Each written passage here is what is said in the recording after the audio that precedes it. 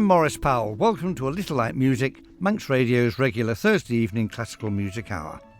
I'm going to devote some of this evening's programme to the light music composer Ronald Binge, one of the most attractive of the British light music composers. But I'm going to begin with the opening movement of a symphony by Haydn.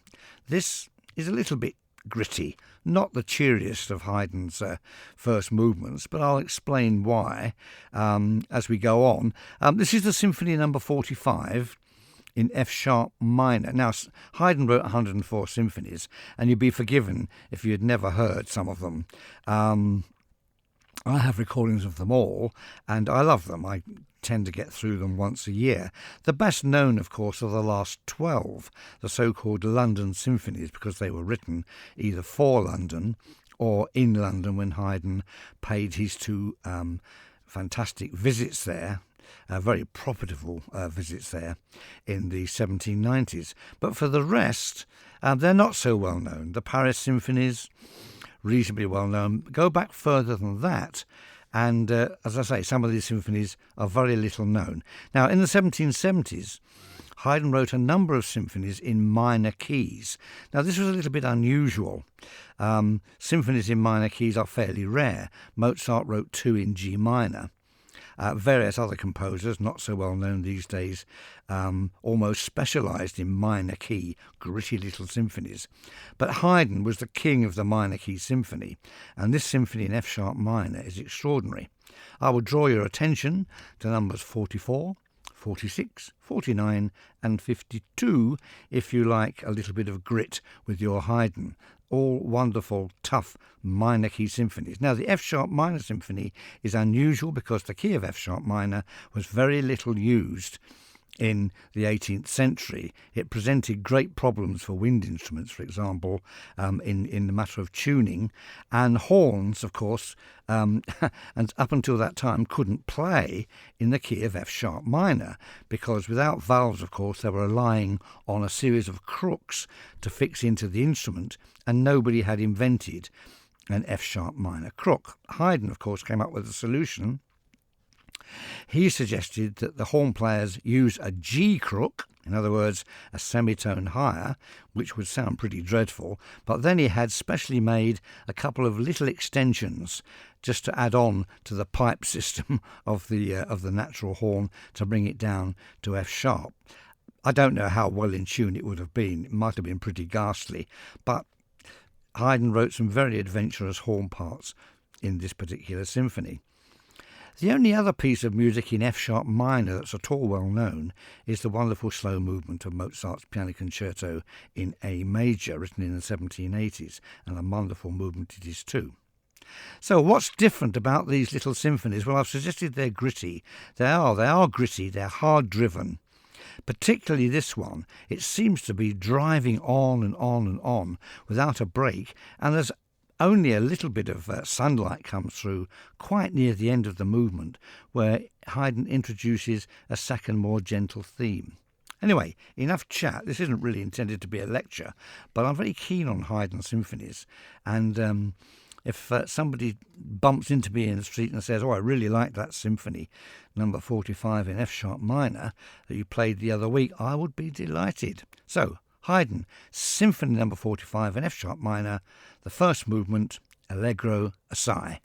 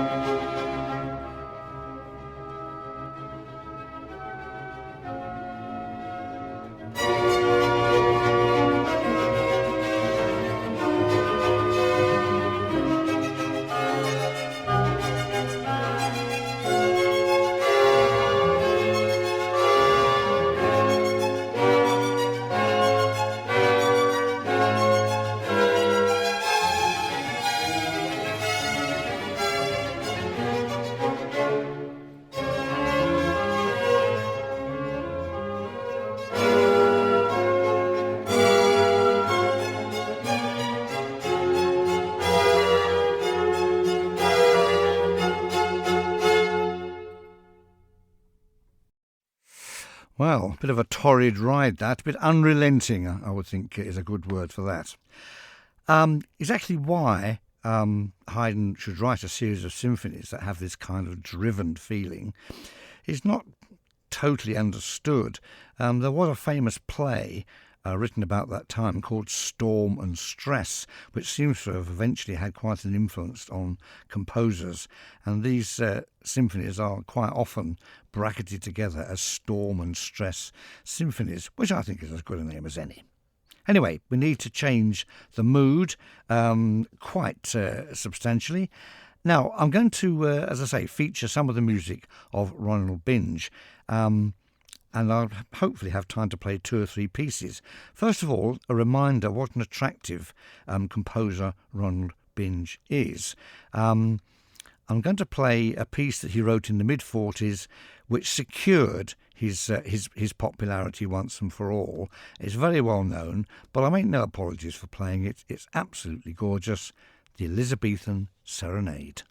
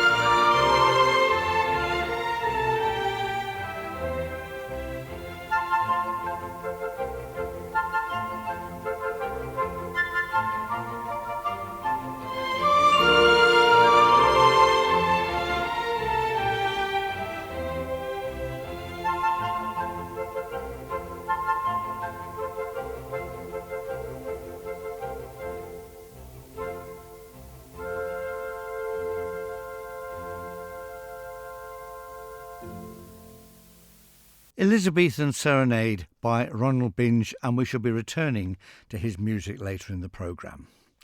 In the meantime, a piece I've never played in this series before. I don't know why, it's absolutely gorgeous and certainly deserves to be heard. It's a standalone piano piece with orchestra by Fauré, him of the famous Requiem. More of that a little later on. This is the ballad, Opus 19 for piano and orchestra, written in 1879 and dedicated to Fauré's friend Sasson. It's a very colourful piece with a kind of childlike innocence about it. It's not a heavy romantic piano piece at all. So I hope you enjoy it. The very gentle and fragrant music of Fauré, the ballad, Opus 19 for piano and orchestra.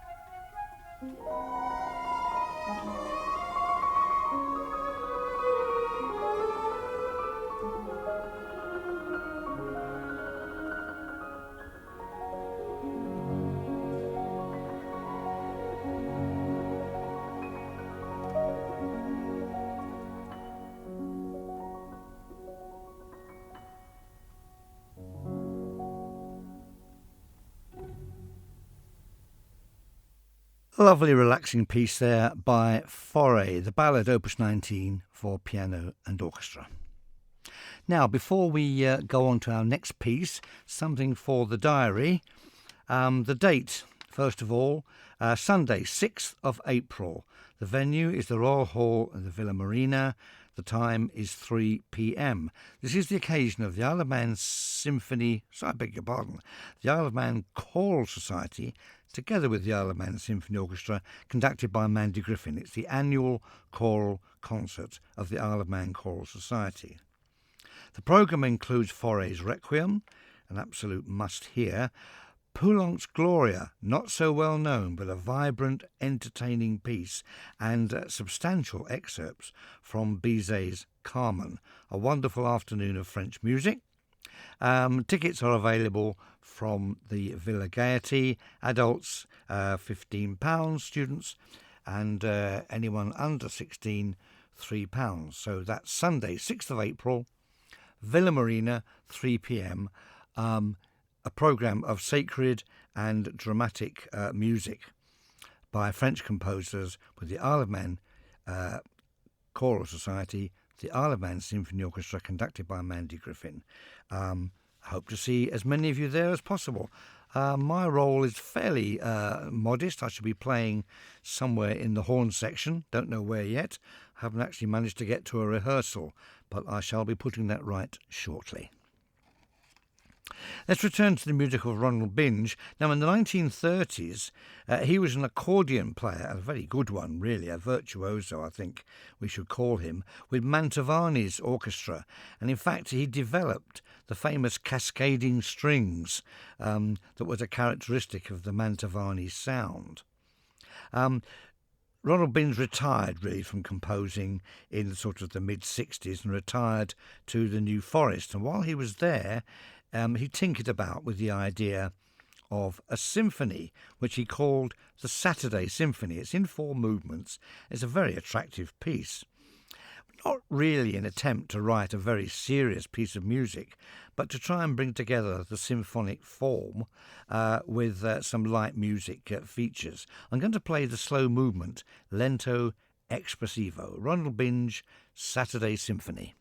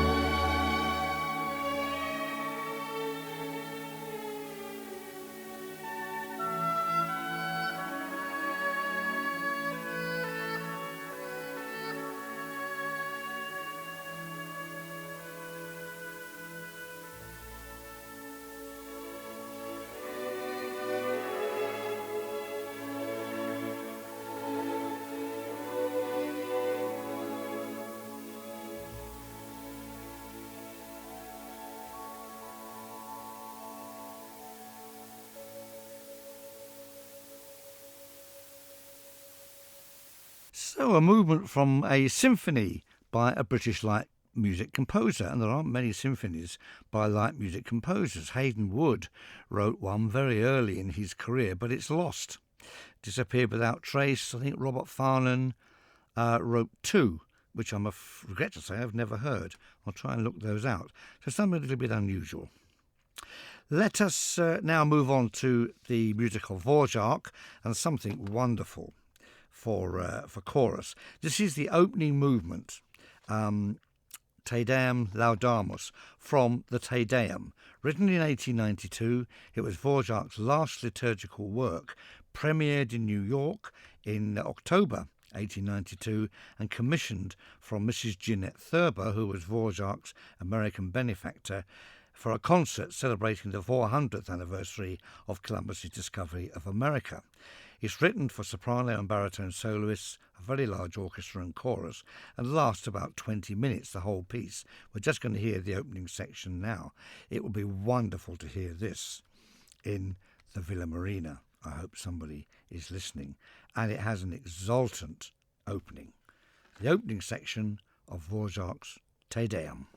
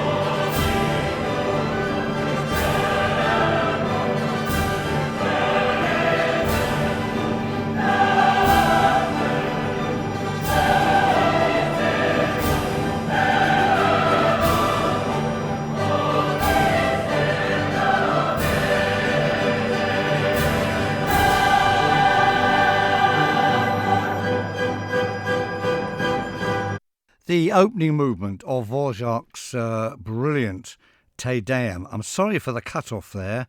It's something some CDs do. There's supposed to be a pause between the opening movement and the next one, but it suddenly just cuts off for no reason. Some CDs do that on some machines, but I hope that didn't spoil your enjoyment of what is a magnificent and vibrant choral piece. Let's return to the Haydn Symphony we started the programme with. Now, this symphony, like many of Haydn's symphonies, has a nickname. Most of the nicknames are silly. None of them were actually given to the respective works by Haydn. He didn't go in for nicknames. This one's called The Farewell, with some justification, because there's a bit of a story here. Now, Haydn worked for the Esterházy family.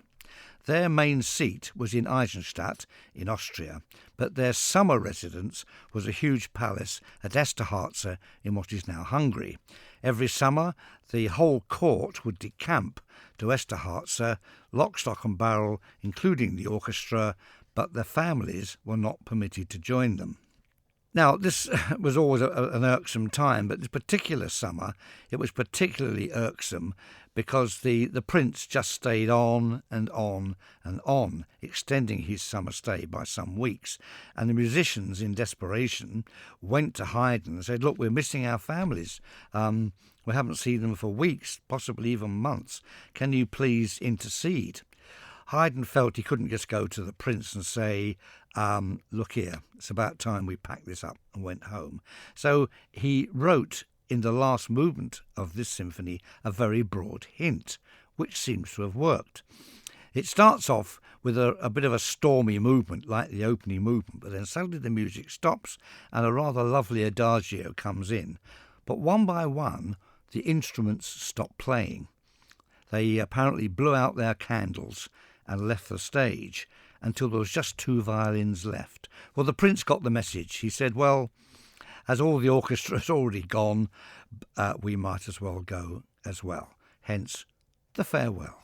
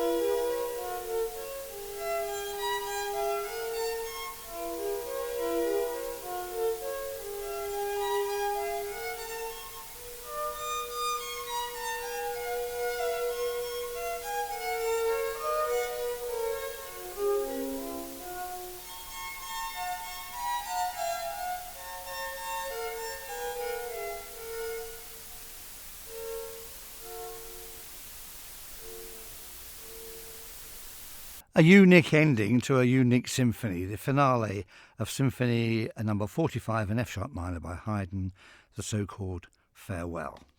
Just time for a play out, and we shall return to the music of Ronald Binge, A Man in a Hurry. Well, that's me, really. Got to try and get out of the studio before the next person needs to take it over. Please join me again next Thursday at 9 for some more light music, light and otherwise. I've no idea what's in the programme. Hopefully you'll enjoy it. A Man in a Hurry. Goodbye.